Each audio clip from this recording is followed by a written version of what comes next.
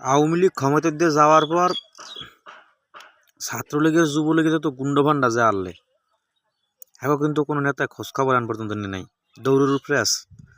আর এখন যে devil hunt চলতে আছে, ধরে কিন্তু এই যেগুলো চামচা আনলে এইগুলো নেতা কিন্তু সব পলাই রয়েছে বড় বড়।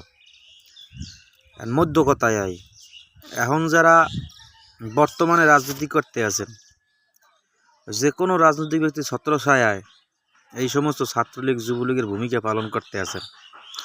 এর জমি দখল, এর দোকান দখল, এর সুপারিশ করে দিয়ে টাহা চান্দা খাওয়া, টাহা খাওয়া, চারটা দাবি করা। আপনি কি কামাই করে থুয়েছেন নি যার দ্বারা টাহা চান? তাই আপনাকে যারা করতে আছেন এইগুলো, আপনাকে নেতারা পলাইতে পারে। তা নেতায় পলাবার পর আপনার অবস্থা কি? এইকেলে কিন্তু দেবে ডেবিল কুক, এই মাথা রেখে কামড়েন, কাজে দেবে।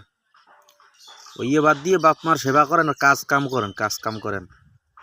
চান্দায় কয়টা পাইবেন, লগে লগে গড়বেন, সারাদিন গড়বেন, একটু গল্লিপ শিখে অথবা একটু ব্যঞ্জন শিখে সর্বোচ্চ।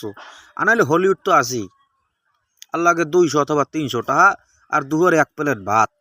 এটা তার জীবন না দাদু, কাম করিয়ে খাও, পলান যাতে না লাগে।